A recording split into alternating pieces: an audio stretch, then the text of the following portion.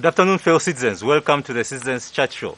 My name is Masesa Demiano, and we are pleased to announce that at least for now we have our physical engagements back on, and we hope as the situation goes on and normalizes slowly by slowly, we could be able to get back to full engagement physically. But for now, we need to keep our social distancing and try to monitor with the guidance from the scientists, but also from government.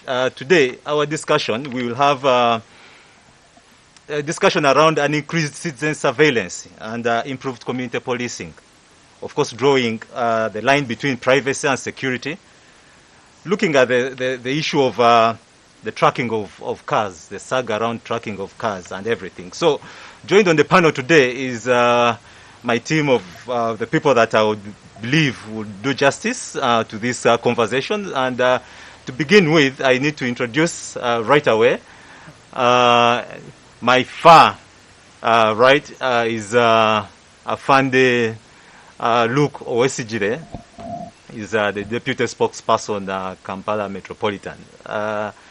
Luke, you're welcome. Thank you very much. And thank you for always being here with us. I'm very happy to be here with you. I don't know how many times this makes, maybe the 50th time or 10th time, I don't know. But I'm happy to always respond to the call of being here. Thank you very much. A good question on community policing. Yeah, thank you. Then we also have Konde Nasser. Is a student of law, but also an ICT, I think, graduate. So, and very much into this research around the car tracking. So, he's one of the people that are leading with the public litigation. Yeah, welcome, Nasser. Thank you so much for hosting me. It's my pleasure to be here and to engage in fruitful conversation over ICT, privacy, and national security altogether. Thank you very much. Then we also have Harris Akampurira. He's a right honorable speaker. Yeah, of Kawempe, and also is a representative. Yeah, Republic. also representing the people of Makerere Muluka 3 in the KCCA. Welcome, Harris. Thank you, Demian, for having me. Warm greetings from the people of the Republic of Kawempe. Thank you. Then finally, and also our regular panelist is Sarah Bireete. She's a counsel, Sarah Bireete, but also the executive director with the Center for Constitutional Governance. Our regular panelist, Sarah, pleased to always be with you. Thank you, Demian, and good afternoon, viewers. Thank you. We missed you on the last engagement, but good to see you back on the show. So right into the discussion, we will have our other panelists, but once he gets on, then we can introduce him. But for now, we need to start off. Maybe a little introduction. A few weeks ago, the government of Uganda announced a proposal that requires all owners of motor vehicles, motorcycles, boats, and to have in place tracking systems to enable the government to track their movements for national security purposes. And of course, this raised issues of legality in this area. I need to start with Afande right there, because of course you're dealing with issues of security, but also community policing. Is the proposed government vehicle tracking in its way legal? Well, it was like you said, it's just a proposal, and I believe that before it is implemented, government of course should work out mechanisms on how to make that issue very legal, and also to look at the loopholes that may be available to make sure that if this information is out there, it will not be misused by any other person, even as the officers who will be given the mandate to make sure that we monitor this kind of activity. So whether it is illegal or legal, I think government should come out with mechanisms in making it very legal to use it before it can be rolled out there to the members of the public. Otherwise, many councils and lawyers are out there waiting for that to happen, and they will come out with lawsuits challenging this kind of activity. But it is a very good initiative, but we need to make sure that it is something that is legalized, and we have no objection as law enforcement. If it is there, whether it is illegal or legal, we shall enforce it, and it will be upon government to make sure that they put in place those mechanisms to make sure that it is safeguarded, it is within the law, and we are not violating anyone's privacy if we are using that kind of software. Yes. Okay, right there. Do you think it is a good move from your security perspective to have this surveillance ongoing? From a security perspective, I believe it is a very good move. Unfortunately, it will need a lot of manpower. That is something that if, depending on the organization that will be held responsible to handle this, it is not only buying these gadgets and fixing them in some people's cars, whether it will be an obligation of government or it will be an obligation of a person to buy it. It also needs people to monitor all this. And of course, we are very much short on issues of manpower, and it will need us to do a lot of recruitment and whatever organization, because this is something none of us was very ready for. People are doing these trackings, were either using them on their private vehicles, and us as government also doing them on our government vehicles. Like for us police, all of our vehicles that we use are tracked electronically, how they've moved, how they spend their fuel, and all of that, for proper management. So to something relating back to the members of the public, it is something that is unusual, something new. Many of us had never thought about it, but they have been useful in recovering motorcycles that have been stolen, motorcycles that have been using this kind of tracking, vehicles that have been using this kind of tracking when they are stolen. It has been helpful in also recovering them. So it will make police work easier, but it really needs a lot of input, not only focusing on rolling out these systems, but also making sure that the people managing these systems are also available to manage them properly. Also, the issue of availability could be there, but also the issues of credibility would also arise. That is something we can discuss. Yes, we'll get back. We'll unpack this. I want to get back to Konde. You're doing research around this area. Yes. Do you think this proposal is ideal? I don't think it's ideal because there are going to be two challenges. Actually, three. The first one is the legal framework in Uganda doesn't support such a proposal. The number two, such a proposal is not necessary. The number three, such a proposal cannot be proportional. So when you look at the legal framework, there are two acts in Uganda that govern that area. The first one is the Data Protection Act of 2019. Then the second is the Registration of Interception of Communication Act 2010. So those two acts govern how government can surveil for national security purposes. So those two acts have a framework which envisions surveillance of individuals and a group of people, not the entire mass population. Okay, so, and that is the international standard, because internationally you can't surveil the entire population. You have to surveil a group of individuals, okay, or an individual. And that is why the Act has two safeguards. The first one, for you to surveil anyone in Uganda, you have to get a court order. The number two, to get that court order, you have to show that there is probable cause that that person has committed a crime or is going to commit a crime. So those two criteria are what you use to surveil anyone. So you can't surveil the entire mass population at a go. You have to show a reason why you have to surveil them. And that is put in place to avoid arbitrary use of such power.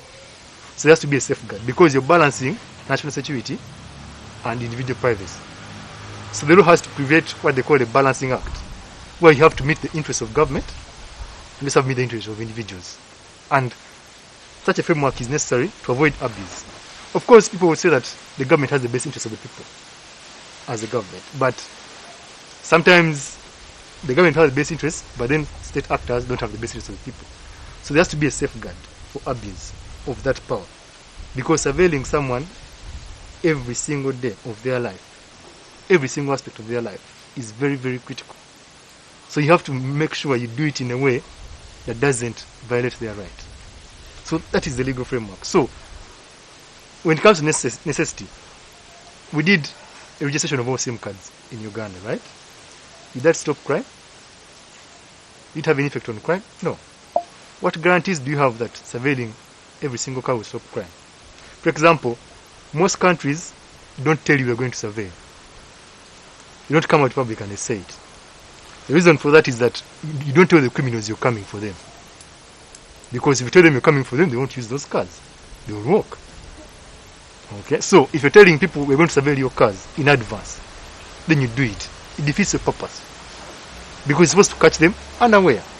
That is why you're supposed to surveil one individual or a group of individuals. For example, if there's a terrorist organization in Uganda, okay, and there's a threat that they're going to blow up a place in Uganda. You don't know the place they're going to blow up, you don't know where the bomb is. But you know there's a terrorist group and you know the members. You can get a court order to surveil all those members so that they can lead you to either the bomb or the place they're going to bomb. That can be justified. Okay, because there's a bomb that is about to go off and you don't know where it is, but you know the people who intend to set it off. So there you can surveil them so they can lead you to the bomb and you stop it. That is understandable. But you can't surveil the entire population in Uganda in a bid to prevent crime. It's legally impossible. Harris, what's your thoughts on this? Thank you, Damien. I want to start off with this. The USA has just about 5% of the world population, but it also has about 25% of prisoners. The world population of world prisoners, US has 25% share. What that means is that they have the most organized crime in USA. Every caliber of crime you find in the USA. But they have never thought of that kind of pervasive and intrusive technology. You can't think about it because what the government of President Museveni is proposing amounts to stripping the entire population of Uganda naked. It amounts to entering into people's bedrooms.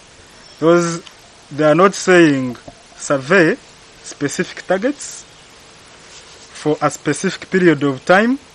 They are saying we are going to do geolocation surveillance of all citizens in real time at all times. That is the most direct attack on Article 27. And that's a fundamental right, the right to privacy. So Mr. Museveni and the team are proposing that they want to do away with that. The justification, national security. Of course, like officers say, this is going to be legally and politically challenged. We cannot accept in the 21st century a pervasive tool as this. But I want the viewers and members on this panel have a brief background surveillance in Uganda. And especially the important time markers when the government has introduced these surveillance schemes. The first systematic and broad-based surveillance was deployed in 2011 elections and after elections. And the president, and the reports are there, the president instructed UPDF and police under the operation called Fungua Macho.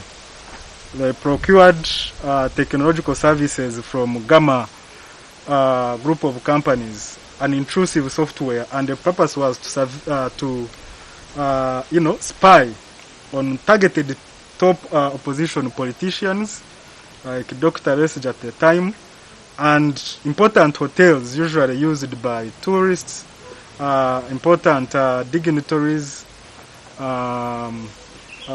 conferences where the likes of SARA and civil society usually hold conferences, meeting spaces. And the report lists these hotels, Serena, the top hotels where the rich people and the influential classes like to have meetings. They were installed. So what the technology would do, they would make sure that part of the trick they used to track opposition or politicians is what we call social engineering. Say Harris has a contact of Sarah, they ask Harris to call Sarah, and Harris has installed the app on his phone, so when I call Sarah, automatically it becomes embedded. And what it would do, it would spy on everything Sarah does on her phone. The cameras, the mics on her phone would be enabled, and they would watch her, spy her in real time. Of course, that is illegal, and in the USA, that would amount to a Watergate scandal, which led to resignation of the president, Richard Nixon. But it was sanctioned by the state, president himself. The reports are there, and they used it to quell the walk-to-work riots, and it passed. So we know that they have also been using the telecommunication and internet providers to spy remotely, and is a law which says that technological providers must provide technologies which are in such a way that they permit spying on an individual without an individual who is being spied on knowing that they are being spied on.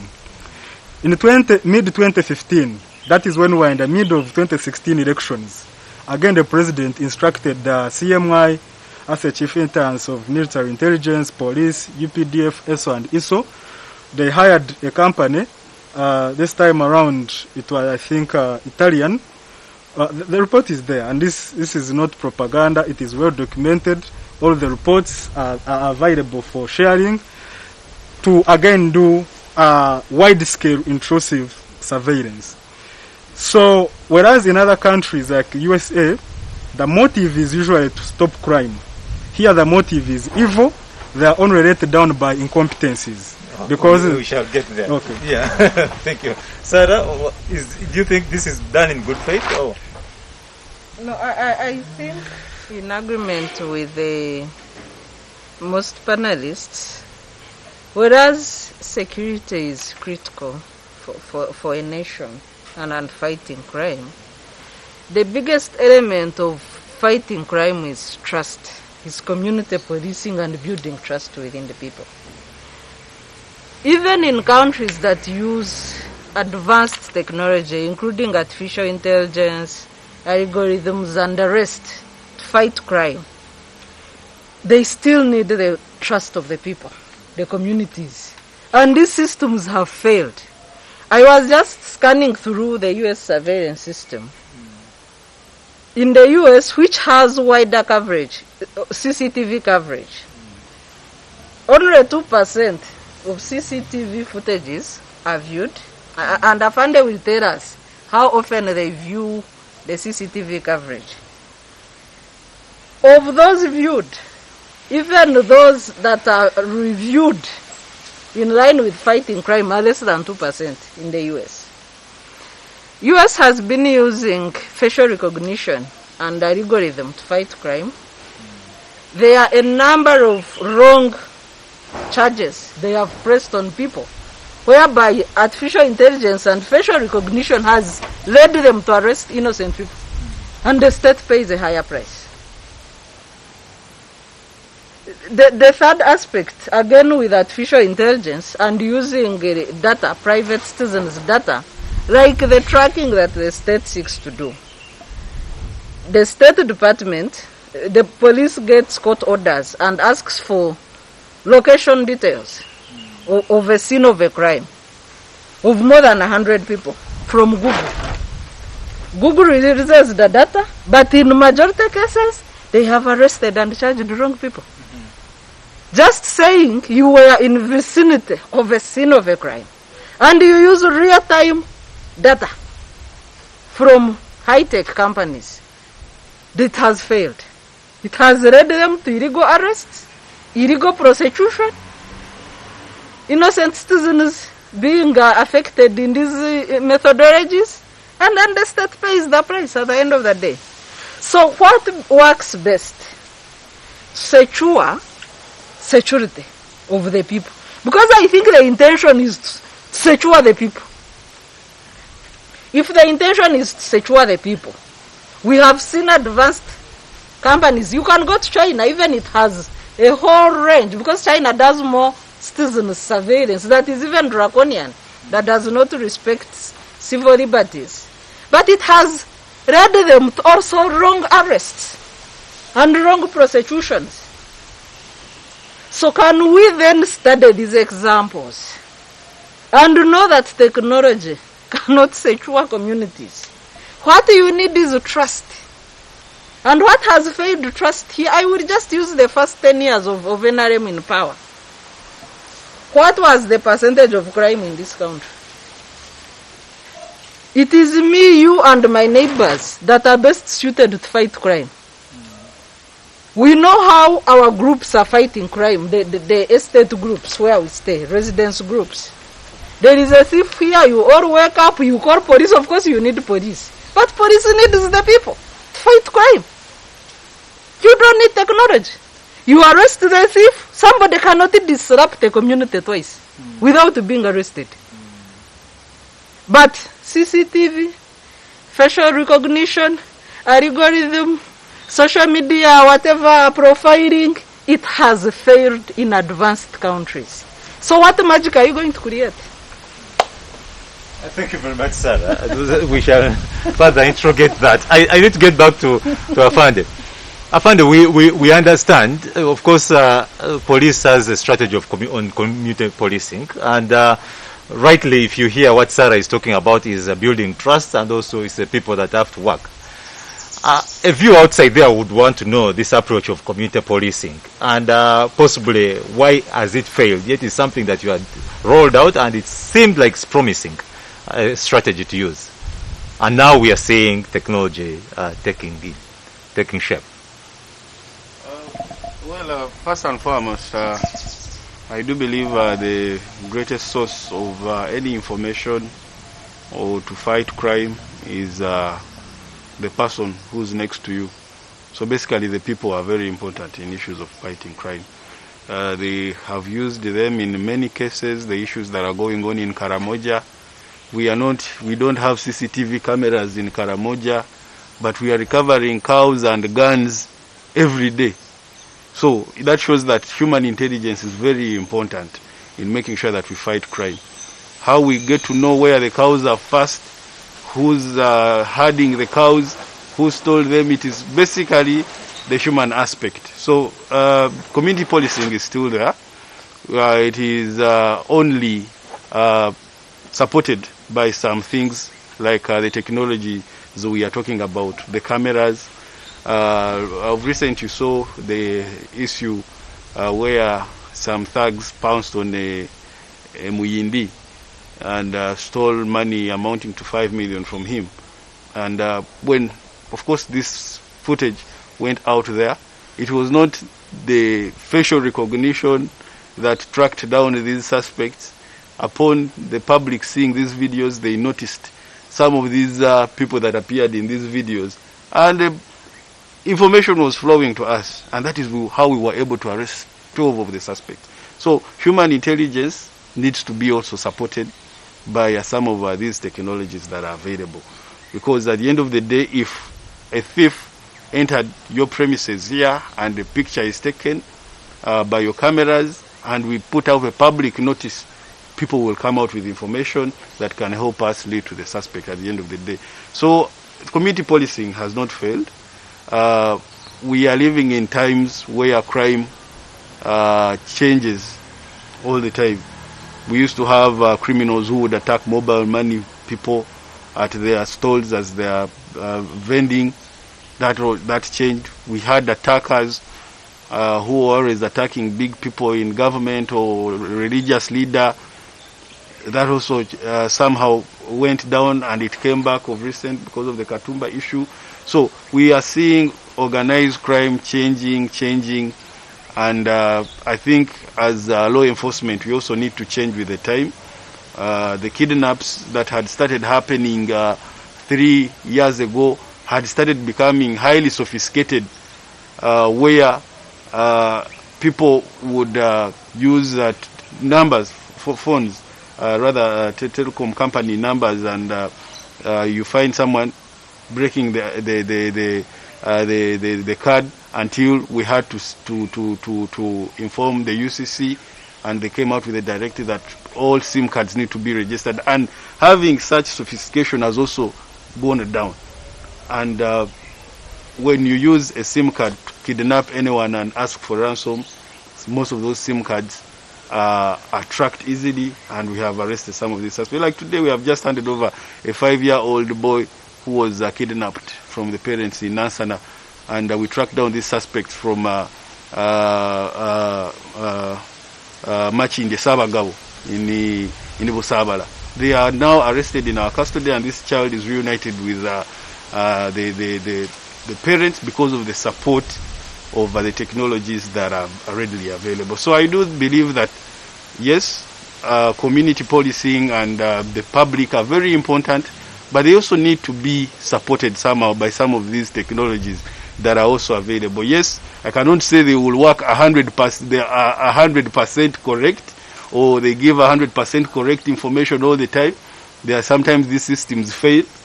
There are days when we are in our camera rooms and maybe some construction is going on and the cameras, they just cut one wire and the whole section goes off. So if a crime happens within that time, because maybe KCCA or another organization was digging under the ground where some of our cables pass, they would have failed at that exact time. So we cannot rely on systems alone.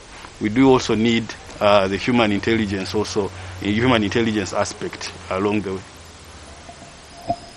Thank you very much, Afande.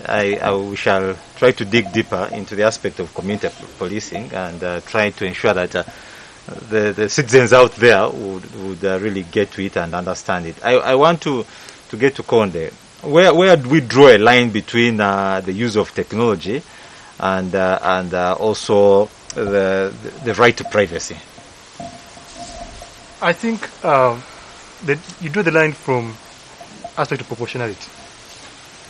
Okay, technology has to be what is called the least intrusive measure on the human rights. Okay, what we normally call the Mulenga test, translated by the late Justice Mulenga in Charles Onyangobo and Andrew Mujuni Mwenda versus Attorney General, where he said that in a democratic society, okay, the right supersedes the limitation. Okay, so you look at enjoyment of a right more than limiting the right, because in the Constitution, the right is the primary objective, then the limitation is the secondary objective. So when you look at the right to privacy, you look at how can people better enjoy the right to privacy with the least intrusive measures with regards to that right. That's where the legal framework we have today comes in. It says that for you to surveil someone, you have to get a court order, first of all. Okay, and the reason for that is that the presumption is that a judge can assess the reasons why you want to surveil someone and know whether they are legitimate or they are not. And the same law provides for two grounds. Someone is about to commit a crime, or someone has committed a crime. You can surveil them so that you can, like he said, someone has kidnapped a baby in Nansana. Okay, you know their phone number. Okay, so you go to UCC and you tell UCC to connect with MTN and Airtel to track that phone number to know where this person is at what time. Okay, that is justified. No one will stop you from doing that, because you have to secure the baby.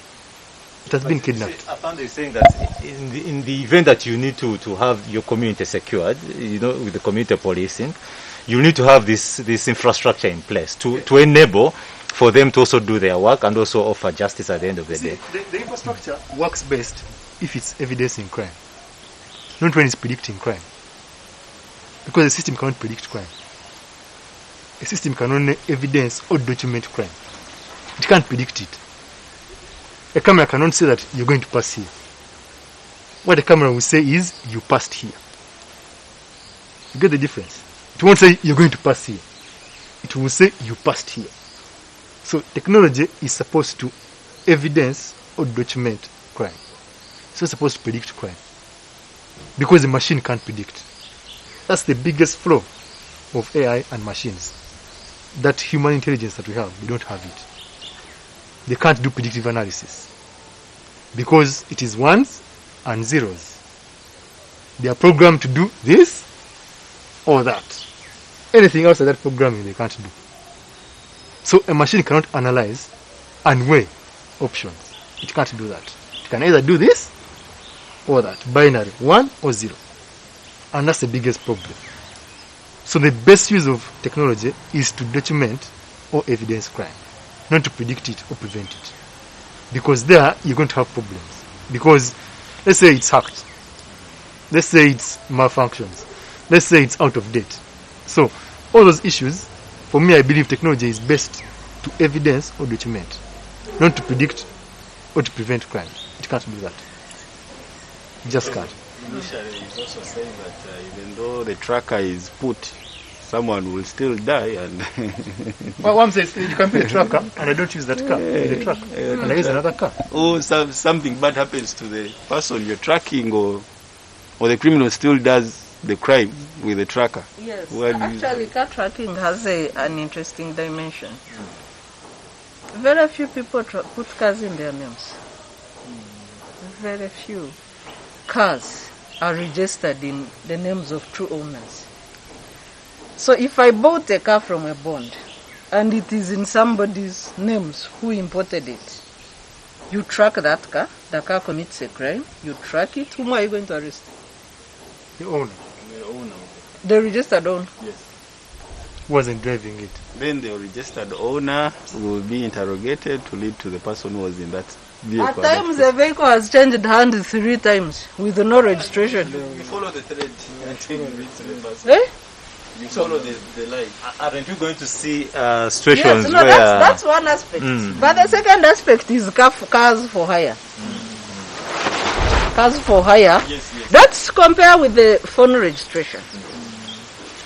We have so many phones that where you cannot trace an owner. Some people died, other people are registering. There is no system of registration of death and a system to take out numbers whose owners died. Those numbers are in saturation. Do you know who is using them? And if such a phone is used to commit a crime, whom do you arrest? Let's also look at people who use other people to register. Because of the procedure, you needed a national ID.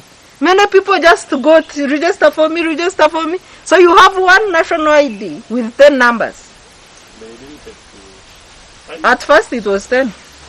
Now it's 5. Now it's 5. Yes. So you have one NIN number with 5 names, and some of these lines were sold. And the people don't even know who is using them. So whom are you going to arrest? Those are the biggest factors. That's what I was telling you. Practicalities of technology. At the end of the day, like we said, technology has its flaws, but to a larger extent, it is also necessary at the times we are living in. Yes. But Demian, for me, I think that the most consideration is to ask ourselves the question that the mischief we are trying to remedy, how best can it be remedied? And if I can try to pinpoint, at least from the president's speech, that led to this proposal of wide-scale GPS tracking of motor vehicles and motorcycles, is the fact of attack, an assassination attack on General Katumba Wamala. Before it was Kawesi, I think it started with Kawesi and the 10 security measures. Yes. That's when it first came out. Yes. Yeah. So then the immediate proposal, I think, was installation of CCTV cameras. And in 2015, I understand that the Parliament of Uganda passed 28 billions to that effect. Of course, the debates about the value, the money value of that money, whether or not it was viable for us to have CCTV cameras, whether it is important, helpful that we spent that amount on CCTV cameras. Good enough, the assassination attempt on General Katumba took place in an area that has a CCTV camera. So why then a geolocation device? That is one way of looking at it, one way of looking at the problem. The other way of looking at the problem is the extent of threat should this technology be abused. And all human rights indicators of this country show that the likelihood of the technology being abused to oppress opposition politicians is very high. So the first thing I can think about in the deployment of this technology is tracking Bobi Wine, because this is their biggest threat. And I can assure you, team, this is what is at the forefront. National security is merely cover. Those guys don't even think about national security so much. So, and like I told you earlier, a lot of unclassified budget spent on procurement of an intrusive malware targeting civil society and opposition politicians. Now, 2021 elections were so bad for them. So bad. They don't know, the regime doesn't know how to contain this new group, NUP. So now they want to make sure they track the movements of Bobi Wine, they track the movements of David Lewis Wongoya, Mathias Mpuga, and other opposition politicians. But you and I, and ordinary citizens who have the reasonable expectations of privacy, or certain things that make us human, those things that you wouldn't want even your partner to know, should fight so hard to make sure that anything that takes away unjustifiably from the right to privacy, from protecting us from the erosion of that makes us human. I think that Demian and team, this is an idea, or this is something that we all must fight or die for. Because if we allow wide-scale implementation of this technology, we have in part extended the limit to what we can allow government know about ourselves. Things that I even don't feel comfortable telling my friend. You may call me Council Konde. You ask me where are you, and I tell you that I'm in Mbarara when I'm actually in Kampala. Government, and it is my right to disclose whatever I feel like disclosing, but government saying no, that right is not available to you. So for me, the biggest fear is that this kind of technology too far and unnecessarily encroaches on the privacy and the kind of privacy that makes us human beings. Sarah, you want to Yes, I want to benefit from the presence of Afande on the panel. We have laws that require that firearms be branded, registered, and traced. Exactly. And also, we have in some of the crimes that we are seeking to fight as a country, I've not seen, for example, any shooting where a motor vehicle is used. Exactly. I think all the high-profile murders in this country, it is motorcycles with unregistered guns and pistols. Yes. because actually even the traffic flow doesn't allow for something like that to happen. Yes. So what brings motor vehicles into this equation? What crime has been committed? Thank you, Sarah. Using motor vehicles. That's an intelligent question. I mean, how do motor vehicles come How in? did we get here? Yeah. Look at how vehicles, boats. Yeah. The boats. Who's fighting on the water? How did we get here? Yeah. What crime are we fighting? It's a very good question. But we are all very aware that these are, like you say, it's a proposed. And I read news somewhere that they had already gotten a company to procure such items. Like I said, what is the legality behind all this? I think that is what we should focus on. Whether their intention... From your experience, how do we get to motor vehicles? I'm not very sure why. Maybe because the targets of these motorcycles are vehicles. But I think also motorcycles are inclusive in this kind of tracking. The vehicles The and the targets are not focus missing. Because does that qualify his allegation or fear that it's a political tool? It's politically motivated. I cannot confirm that, but what I know is that this is a project that has been brought up by the government. Whether it is illegal or legal, that is something that we can sort out in courts of law. On how it is going to be used, we have a lot of overwatch institutions like Parliament. They can always institute inquiries on how this is going to be helpful, on how it is going to be used, and that is we can always get these answers along the way. Okay, maybe my last question on the same. We saw abductions that were done by numberless drones.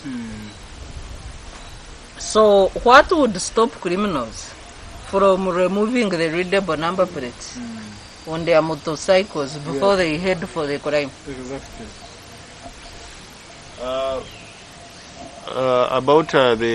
I think these are trackers. Are they number plates? It's readable number The plates. proposal We are says that supposed we to have get to a new number plate. re-register. I am supposed to register my number plate and acquire a new one wherein there is a GPS tracking device. Yes. Yes. Yes. Well, So why don't I remove it if I am on a crime mission? like I said, there are a lot of loopholes surrounding any other type of technology. I've given you an example where our systems, cameras go off because maybe KCCA is digging and the whole area goes off and we are not surveilling anything. So that is also there. But also there are mechanisms in place to make sure that why would a vehicle move without a number plate? The We need- drones moved and abducted And people. how do we know that they were not stopped along the way by traffic police to ascertain why they are moving without number plates? There are questions that can be answered later on. I believe if they moved without number plates, the officers on the road, the traffic police, are supposed to ascertain why is this vehicle moving without a number plate. And if we get to know the contents inside the vehicle, that this person is not a security officer on an operation that has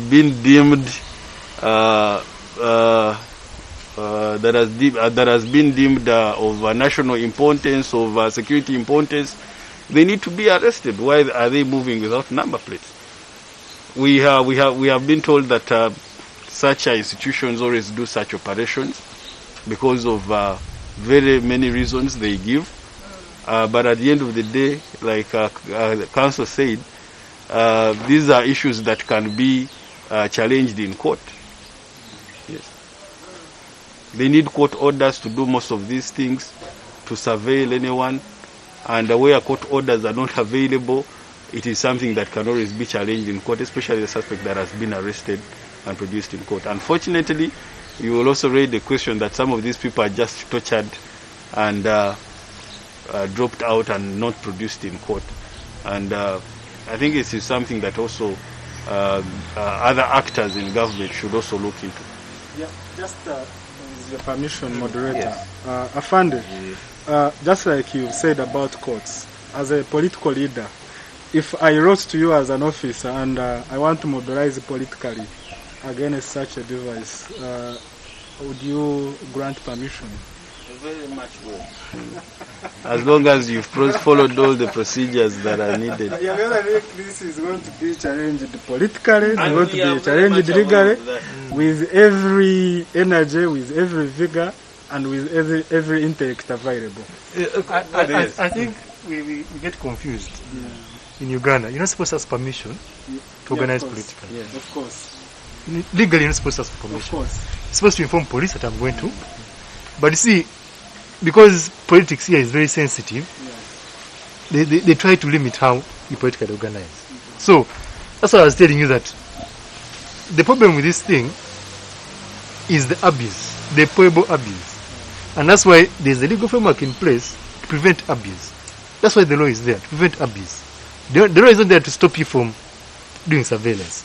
The law is there to stop you from abusing surveillance. Because the law, even the framers of the law know that our situation here is very dire. So there's likelihood of abuse. That's why they try to create reasonable safeguards so that if there is abuse, at least they try to mitigate it. They may not stop it completely, but they try to mitigate the abuse in any reasonable possible ways. Of course, you may get a court order and you have reasonable grounds, let's say to surveil him, then you surveil her using that same court order. It has happened before. Majority surveillance in this country, they don't even seek court orders. Yes.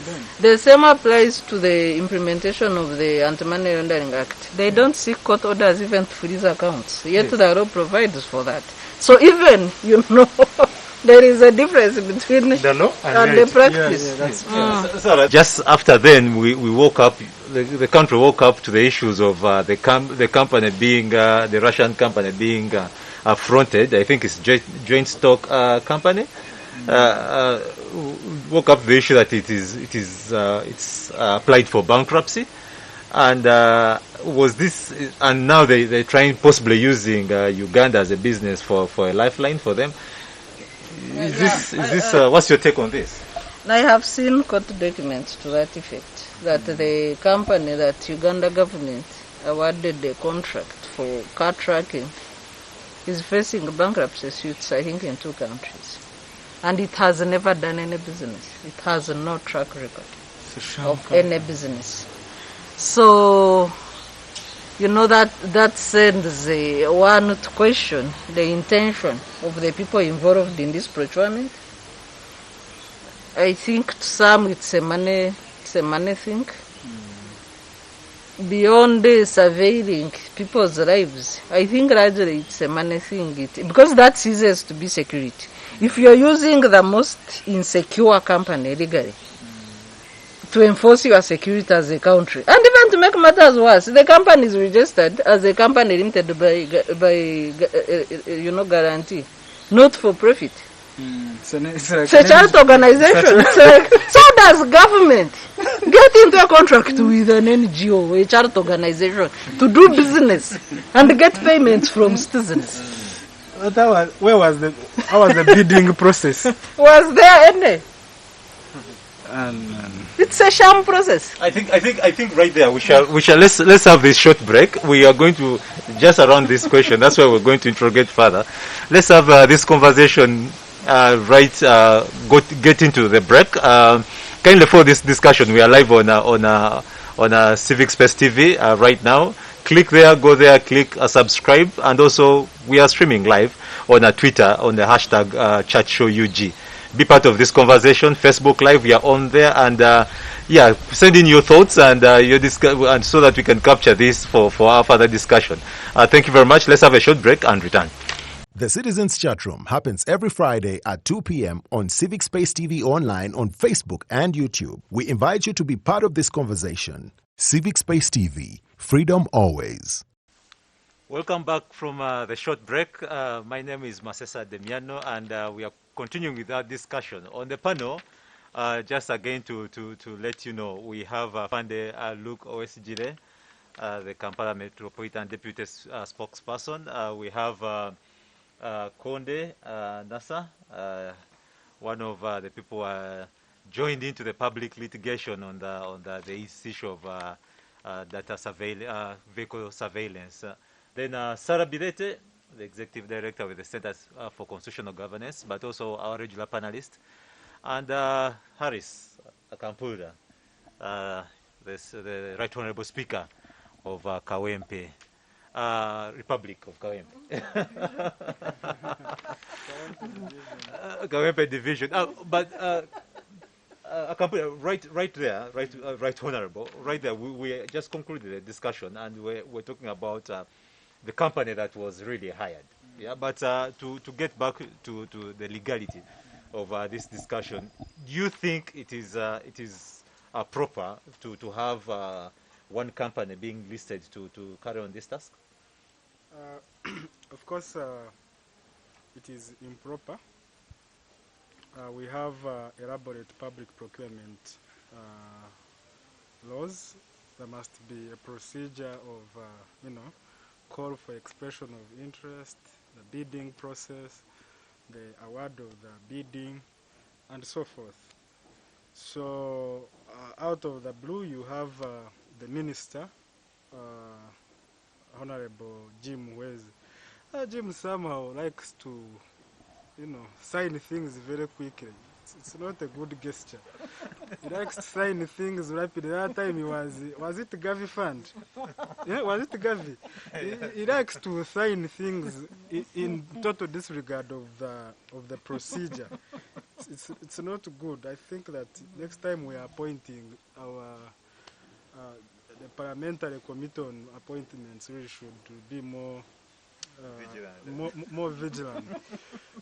But and you've heard that the company which purportedly won the bid, that has there are two cases from different countries of bankruptcy. That's a bankrupt company.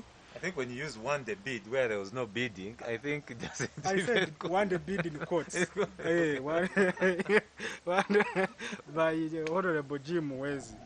But again, the informality, the lack of procedure of a serious public procurement project talks to the motive of the scheme, of the entire scheme. I mean, if you want to deploy this heavy data collection kind of surveillance technology, then you want to even be smart. You want to get the most competent company on the market. And we know that there must be rigors, there must be procedures followed to arrive at the most competent. But now the minister is rushing through the process. Now before he even signed the document, they inform him that the company is bankrupt. So I think maybe we might be focusing on the legality, the constitutionality of the proposal when it's another money-making scheme.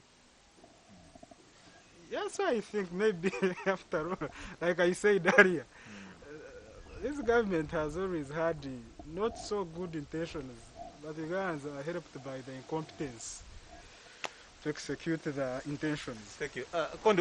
What are your findings in what is transpiring?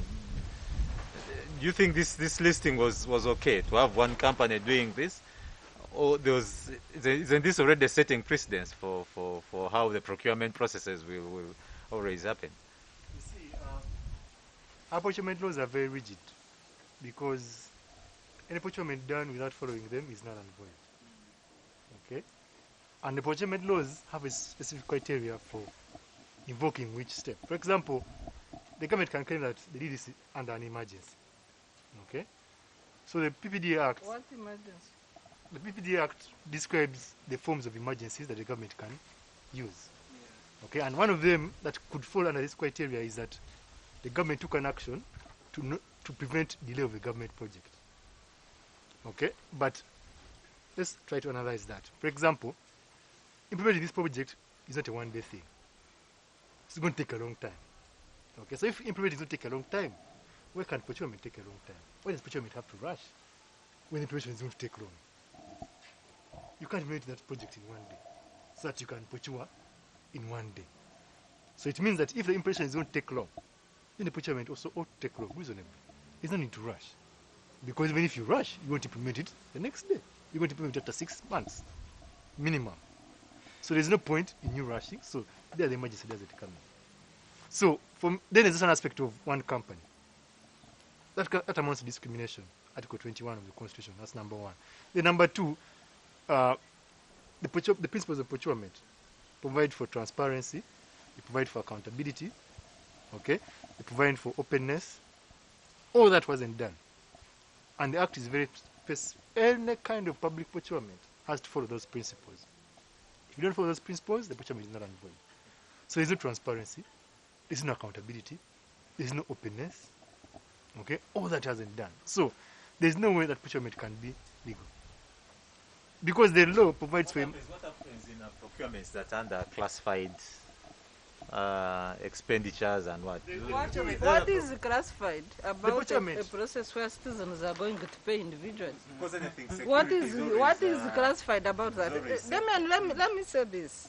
The digitally readable number plates is known technology that if it was a serious security mechanism of this country, we would ask URA to procure this technology.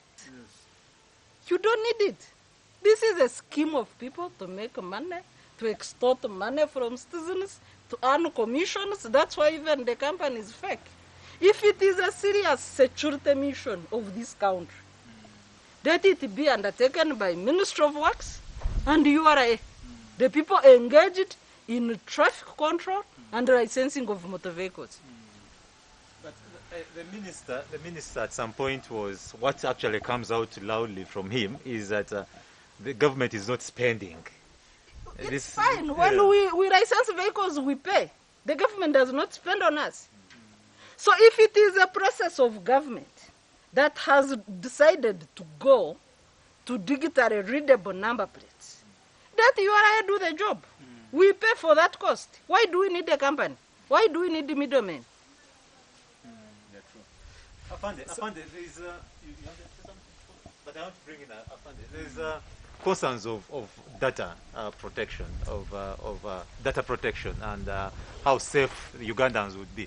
Do you think possibly if something like this ever happened, because then, of course, you're saying it would be a good idea to have a company like this to help you in the security. What happens to the data of people? Well, unfortunately for me, there are a lot of things that we need to analyze before we start making conclusions on who's going to be handling the data, the capacities. We are not even aware whether that mandate will be for police. I think there will be set guidelines. We are not even aware whether that mandate will be for an organization like you are aware, like Sarah Bireete was saying. But what I'm very certain of is that we do have, like I said before, the vetting committees, like he put it up there, the Overwatch, the Parliament need to make sure that most of these things are in order before such things are put in place. Because at the end of the day, this is information from members of the public, and they are mandated to make sure that they make inquiries on how the procedures are going to be moving, on who's responsible, and if anything goes astray or beyond what is within the law, there should be people who are investigated and penalized at the end of the day. I'd like to ask a related question to Fisa. Please. Recently, I was arrested, and before I was granted a police bond, they did biometric taking of fingerprints. In a way, I think that is profiling.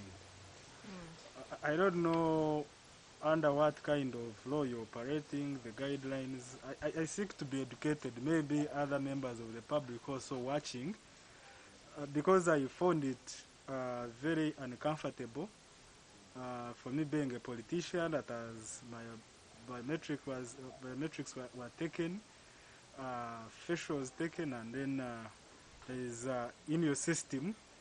And then later when I inquired, they told me now everyone who goes to police cells, they do that kind of profiling. Is it regulated? Is it founded in law? If you could educate me. About the regulation, we do have partnerships with different countries on sharing information. We do have our Interpol police that has partnership with other countries, because when you're in that issue of Interpol, it needs that you're going to be basically sharing information with specific countries.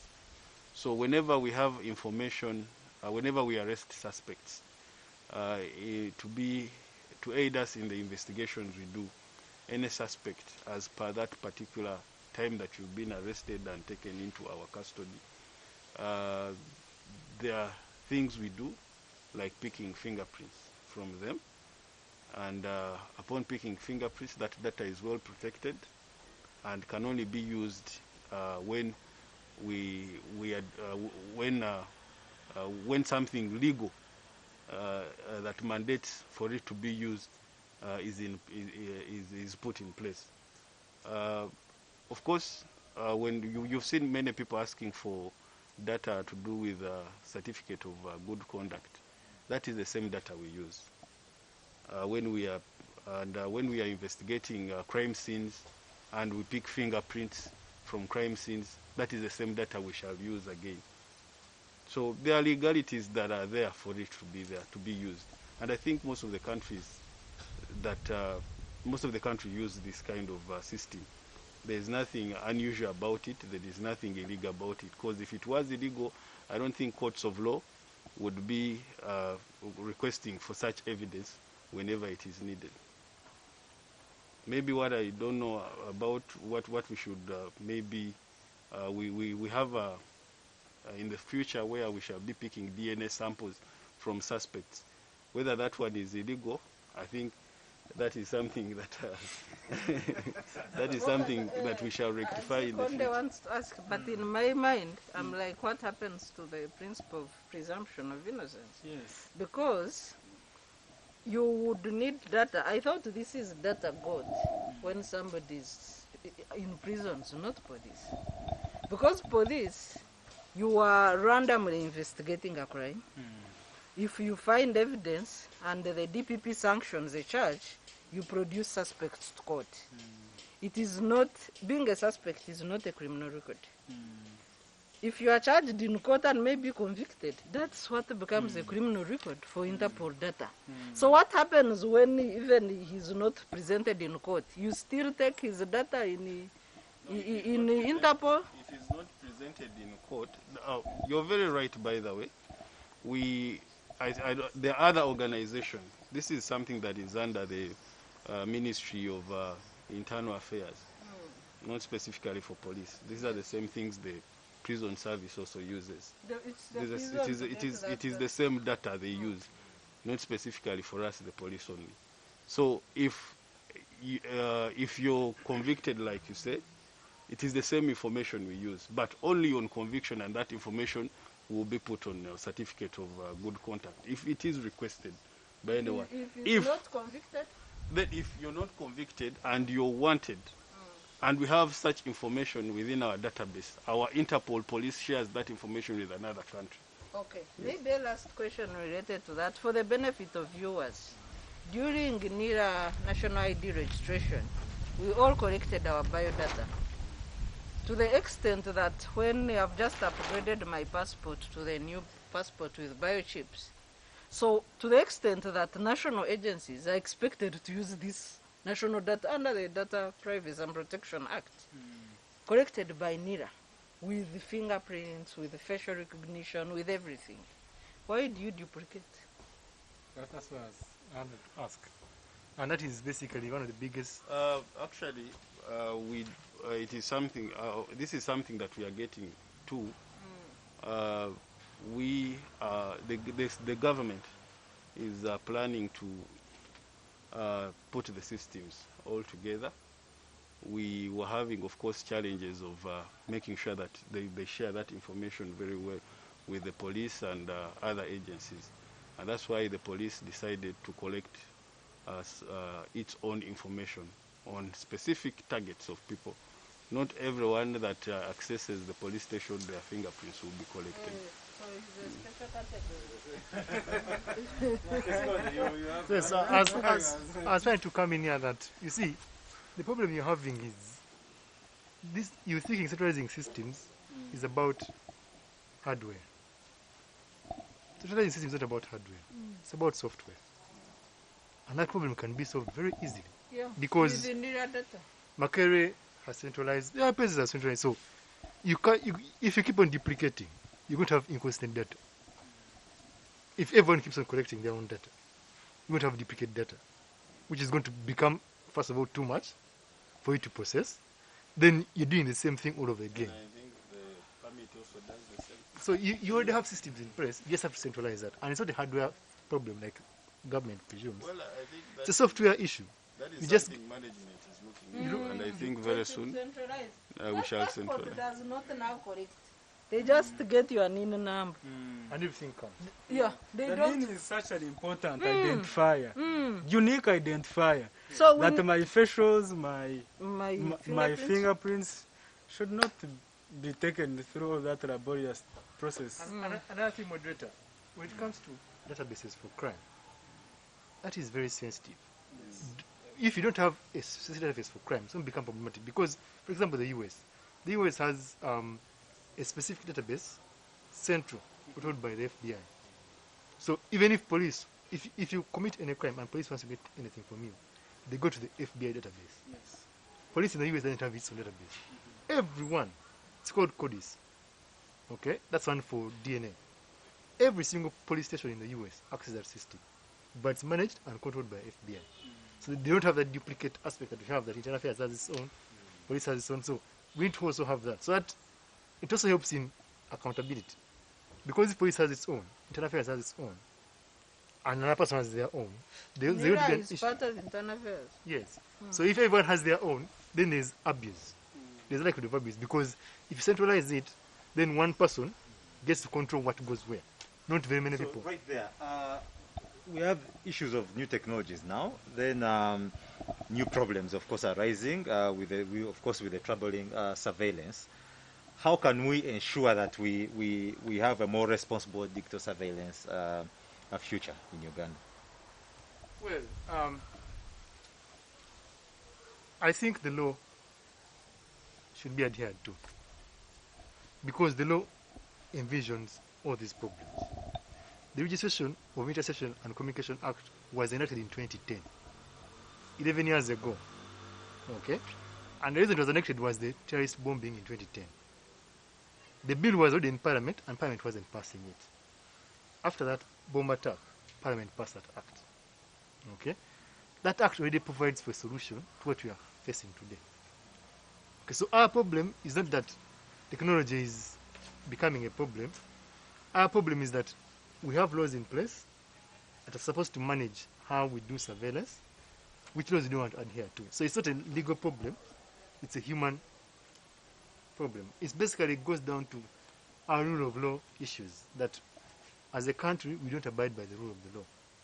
We prefer to rule by law. Okay? So if we can adhere to the rule of law, the constitution and the different acts, then we'll never have an issue because everyone knows there is safeguards meant to prevent abuse. If we can follow the legal regime to the letter, then we shall have a surveillance that works for everyone. It works for the people and works for the state. Like Afande said, if a baby has been kidnapped, every reasonable Ugandan will want government to track the kidnappers. No one will complain. Okay? But no one will want government to track their movement to office. Because I'm going to hustle, I'm going to make money. How is my hustle your concern? I'm going to make money to feed my people. Now you want to know how I make my money. For what? Yeah, of course, and of course it will open a can of worms. You know, socially, the reason privacy, people's privacy, is guarded as a fundamental right. Let's use an example of disagreements in a home. So somebody will go to police and say, I want to know my husband's movement. And of course police will release that. I'm not saying of course. we have seen tracking. People track phones, WhatsApp. You open a can of worms in our social fabric. Some people, I talk to my friends who are men, they say, I don't tell my wife my business deals. And it's not in bad faith. And it is his right. Yes. And then you address her why. You say, no, I provide as head of a family. So what does she want? So, and imagine now, if one day this information is released, is it necessary to violate people's rights and destroy society to that extent? People are irregular accessing people's phone details. They are loopholes already. It's people's data. Some of these good enough if you don't, good enough for courts of law. If you access information for illegally, it is not admissible. But imagine if all this information was admissible in courts of law. How many families would be divorced? So, so there are all these challenges. So we need, yes, security is important. But society is important. Society is important. Because without society, there will be no need for security. So we need to have a balance between security and people's civil liberties. Yeah, so Demian. Okay, Harris also. Yeah. Before you go, you respond to that. Also, what is acceptable digital surveillance technology in this revolution? What would be the most acceptable digital surveillance technology? That's a good question, Demian. But first, allow me to say that there is no bad technology. Technology is neutral. What makes technology bad or good is the intention of the user. And this user can be an individual who wants to commit a crime. It can be a private firm which wants to gain unfair competition. It can be a government which wants to spy on its citizen. That time we had Rwanda saying that they spy Pegasus. So technology is a beautiful neutral thing. What matters is what are you deploying it to do. So in as far as standards that any civil nation would like to adhere to in the use of technology, I have here with me a Supreme Court of United States in the case of United States versus Jones. After here, I will give it to my brother, Afande Owoyesigyire. It has laid down basic international accepted principles under which you can deploy technology for purposes of surveillance. If there is reasonable justification to believe that a group of people, an individual, has committed a crime or is most likely to commit a crime, you quickly go to court, access a warrant, and then you track.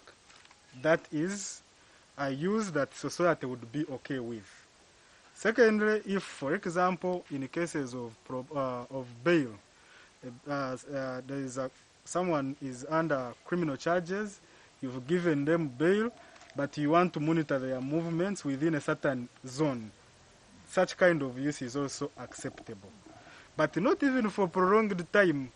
The time of surveillance is very important. It should not be prolonged. It must be specific. So this case provides standards, very, very, very international and universally accepted standards which must be met before a surveillance technology must be used. The challenge we have as a society is that there has been erosion of trust between the state and citizens. It's at its bare minimum. Whatever proposal the government tables, whether good or bad, the public will not trust these kind of intentions. And I have a reason too. For example, as a person who is in receipt of a report where the state procured using citizens' taxpayers' money, procured a software to spy on opponents, I have no reason to believe that the tracking technology is being deployed in good faith. So, of course, as a society, we have a lot of reckoning to do.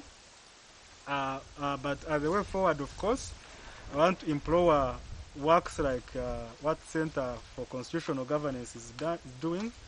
Thank you, Sarah.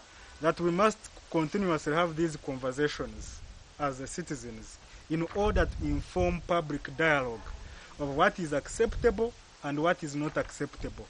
Afande Owoyesigyire is in office as a state agent on behalf of the people of Ugandans. He's not the owner of that office. I am a speaker of Kawempe. I don't own that office. I'm not the first occupant, neither will I be the last. I am just giving agency to that office, and all the acts I do must be in furtherance of the public good. So I think we need to encourage more and more, conversations until we reach a point where we have a critical mass of citizens that can come out in a very political way to object these kind of intrusive and unacceptable technologies. Thank you very much. I'll get back to you because we're almost into conclusion, almost giving your concluding remarks. Yeah. But I need to bring you Afande.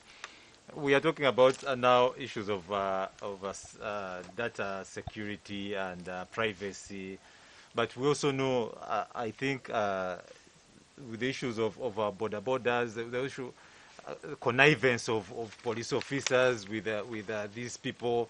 Borders, there was that claim also, because there's all talk of the police officers are corrupt. But then you have issues of the people's data. Aren't we going to see a situation where we are even escalating more insecurity in the societies than, because of course the people who are entitled to doing this are not trusted as yet?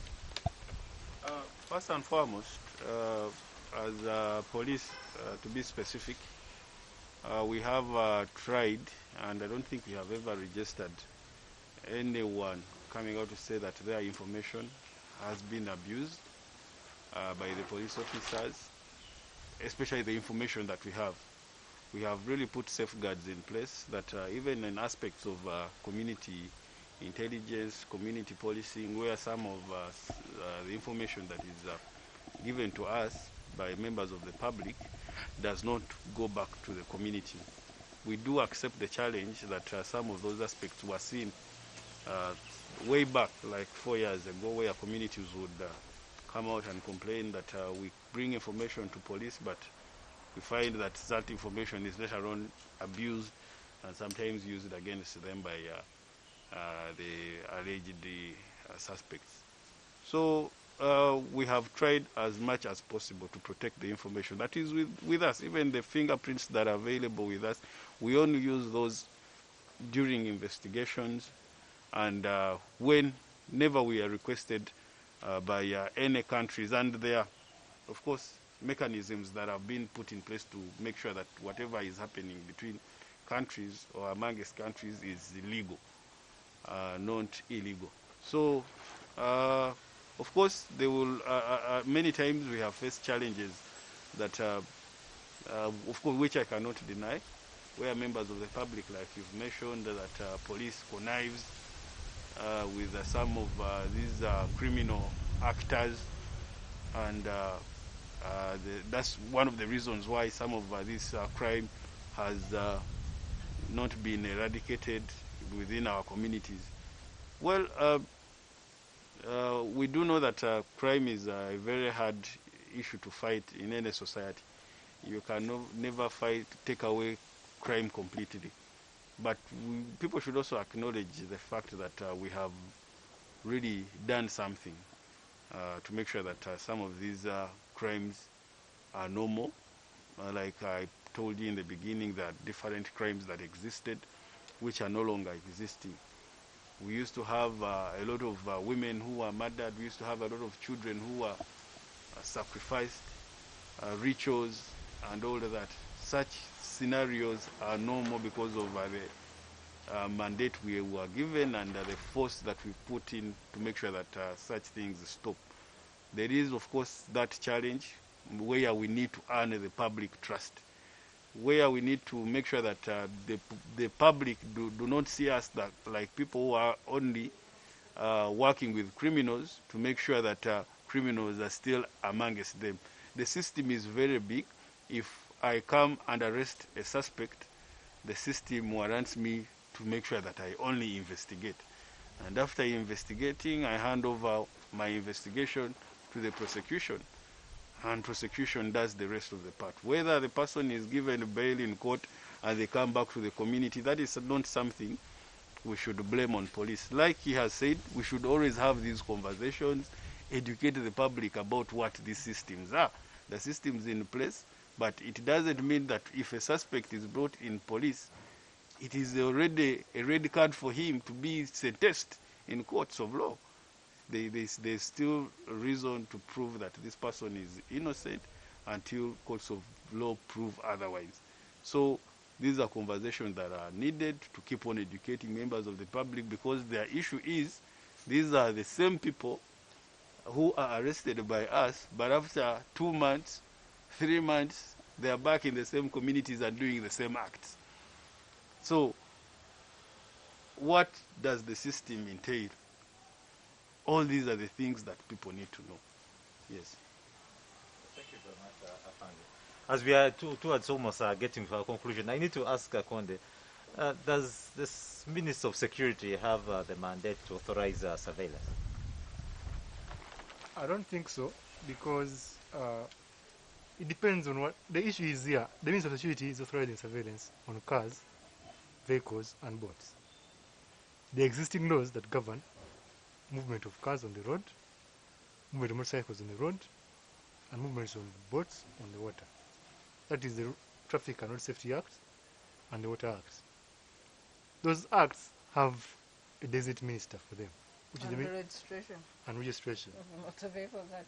which is the Minister of Transport and Works.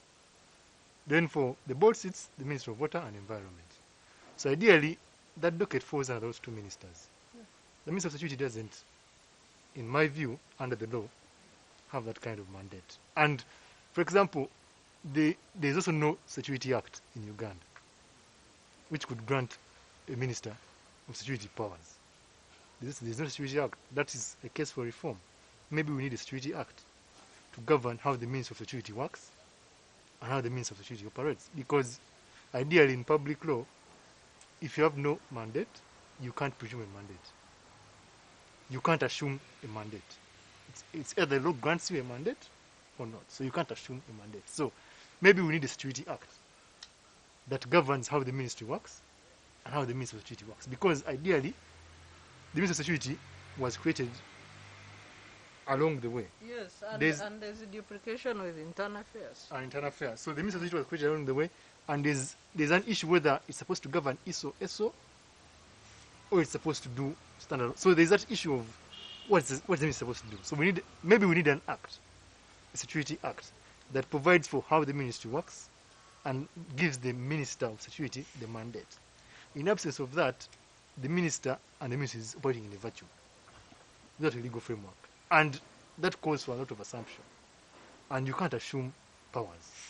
The law has to grant you powers. So without the law granting you powers, you can't legally execute them. So a minister of security cannot come up and say, I'm going to track vehicles, which is supposed to be the mandate of the Minister of Transport. You can't come up and say, I'm going to track boats, which is supposed to be the mandate of the Minister of Water. Okay, so that's where the problem comes in. So I think we need an act to govern how the ministry works and what the minister does. No, we don't need an act. We don't need an act. We don't need the docket of security. There are two aspects of security. One is citizen security, which is under Ministry of Internal Affairs, and with agencies like police, immigration, NIDA, under Internal Affairs. The other aspect of security is the territorial integrity of Uganda, which is under Ministry of Defense and under the mandate of UPDF. So we don't need duplication of duties. We don't need multiple roles for people to do the same thing. If this was a concern for security, and it's indeed important for the country to upgrade the type of number plates that they issue on their motor vehicles and motorcycles and boats, then the debate goes back to Ministry of Works. The debate goes back to amending the Registration of Motor Vehicles Act. The debate goes back, because you cannot say as Minister of Security that I will stop vehicles from moving. Are you the one implementing the Traffic Act? You are not. So under what law? So what I'm picking Honorable Jim should stop threatening Ugandans. He has no capacity. Stop the movement of trafficking in this country. What I'm learning from this is that we don't need that ministry at all. Which one? If it is Ministry, there, the security ministry. No. whatever it is doing, but it should not start doing things they are not supposed to do. Demian, what colleagues are discussing is a byproduct of systemic and sustained desecration of state institutions and the disappearance of orderliness in governance infrastructure of this country. Because clearly, this is a prima facie case that the Honorable Jim Wezi needs to be guided. He needs guidance because he seems he has no grip with the procurement procedures, then he has no grip with his area of jurisdiction, but he also, I think, he has an insatiable desire for signing things. I don't know. Insatiable desire. Yeah. And that's why, as the National Unity Platform, really, we are proposing sweeping, wide-scale reforms from the police to the ministry themselves. I saw a report which showed that Uganda, at about 80-something ministries, has more ministries than Kenya, Tanzania, and Rwanda combined. Yeah, so you can see the level of political corruption and the gerrymandering that has been going on under this pretendency of Mr. Museveni. So in the 30 seconds, while we wind up, I need you to also give your last parting shots as we conclude this conversation. Yeah, thank you so much, our viewers and Demian. My conclusive remarks, I would like to send a message to Jim Wezi, Honorable, and the government of Museveni that if they went on to implement the proposal of geolocation data collection of every motor vehicle, every motorcycle, and boats in this country, they would have, in effect, gazetted every Ugandan as a suspect, that the citizens of Uganda are ab initio suspects of crime, and reasonably so. Because in countries that are dignified, or that they would qualify to call themselves civil, before you start to survey someone, there must be a reasonable object that informs that kind of action. So you're asking citizens to give you money to treat them as suspects. I think that's unacceptable, and I want to call upon all civil actors, students' bodies, local governments, and all elected leaders in this country to mobilize and reject this kind of insane proposal, because it's out of place with reality. Yeah, thank you so much. Thank you. Mobilizing, I don't know whether Afande will allow you to succeed in that.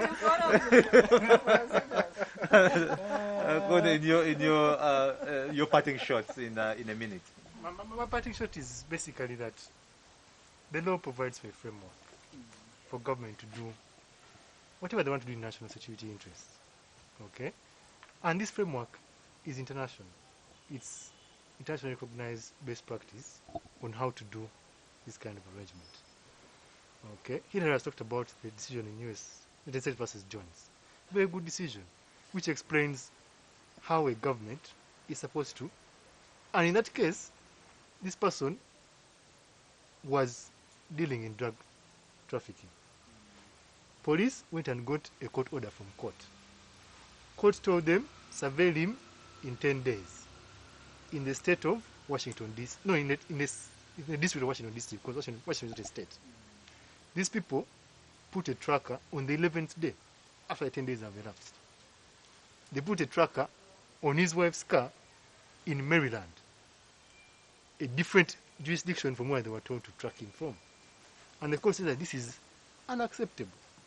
This is someone who is engaging in drug trafficking. He's not even He's not even going to work. He's engaging in criminal activities, but the court is telling them that, look here, you have to follow the law. You don't just do things the way you want. You don't just do things for.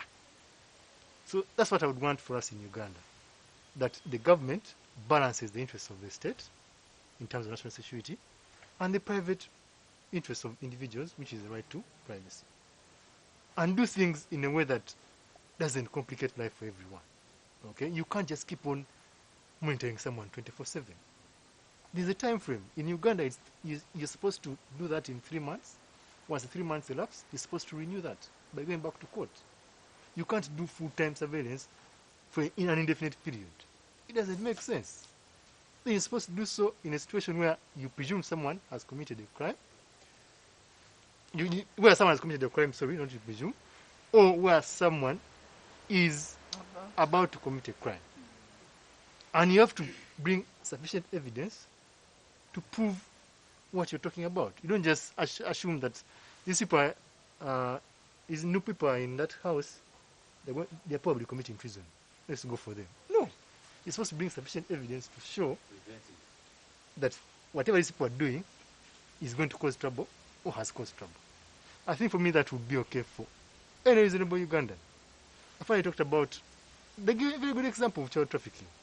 If someone has kidnapped a child from their home, okay, no Ugandan will stop government from surveilling those kidnappers to bring back the child. No Ugandan will stop that. Thank you. I think for me that would be very good for Uganda. I found your parting shots and also an assurance that you give them to. If they follow them, In your last 1 minute. follow the rules. Well, my parting shots are, I think this is something new. This, the tracking devices and the fact that everyone will be subjected to them. This is something new for everyone. Like I said in the beginning, the issue just needs to be legal. Whether Parliament passes a bill on that and makes it an act, there is nothing we can do about it. If it is for the good of the people and it is in the law, we have to go by that. So the question remains on how is the data of the members of the public, how is it protected, how is it safe?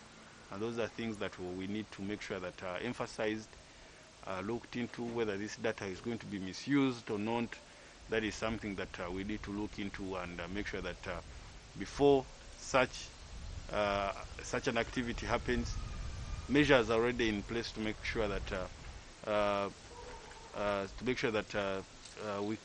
such activities are controlled and looked at by respected organization, and if anyone abuses the powers or the system that is in place, should be held accountable. And I think accountability is the most important thing in this aspect. If Parliament passes the law, I don't know whether they are planning on anything like that, the only thing that is remaining to do is to make sure that we hold someone accountable for any misuse, for any future inconceivable act that may happen because of the data that has been put up there. Okay. We also hope that the project actually takes shape, like we saw speed governor and the seatbelts issues. Sorry, you'll have 1 minute parting shots. No, briefly, I think when people are occupying offices of responsibility, they need to look at their lives outside those offices. We have seen examples in this country where a team enacted a law on detention without trial, and the 3 ministers who led the enactment of that law fell the first victims. We have also seen people who enacted in this country the Interception of Communication Act, and when they fell victim, when they had left office, then they were crying for under the Public Order Management Act. So when you might today be in that office, you will not be there forever. And when these laws are used against you, then where will you run? So as we make laws, we should make sure, first of all, the laws conform to the provisions in our Constitution. This proposal violates Article 27 of the Constitution, as well as the principles of democracy and the national objectives and directives of state policy. So beyond that, then what are you seeking to achieve that is completely outside the constitutional framework? Yes, we have challenges with security, but what are the other measures that should be used? Why don't we build confidence with the communities and use the available technology? We already have the phone, the data bank of citizens through NIRA and telecom companies, SIM card registration. We have CCTV cameras. Let's increase coverage of CCTV cameras. That is enough technology for anybody who wants to fight crime in this country. The rest is a money-making scheme like this car. The vehicle thing is a money-making scheme. It cannot fight crime. Because we have seen actually borders on scenes of crime that have no number plates. So if criminals will remove the number plates. They will remove the tracking devices as they go to commit crime. So how will it work? And why do you put society? Why do you push society to the edge on things that really do not make sense? It is not necessary. Thank you very much, Sarah. I think right about this time is when we get to the end of our conversation today. And also I need to say thank you very much, Afande, for coming and showing up, and always actually turning up. We appreciate so much. Yes. Konde, thank you very much for honoring the invitation. Harris also for being here with us. Always, this is, I think, your third time? Yeah, second time. Oh, okay. And of course, our regular panelist, Sarah. Thank you very much for being part of the show. And then to you, our viewers out there, thank you very much for following these conversations every Friday 2 to 4 p.m. Kindly be part of them. And this is how, like Harry said, we need to make sure that we're all informed on what's happening around our country. Please be there and follow these conversations on our YouTube channel, Civic Space TV. Subscribe and be part of those that can be counted each time. Also on our chat show, UG, Twitter, hashtag conversations are always there flowing, and Facebook Live. We see you next Friday. Good evening.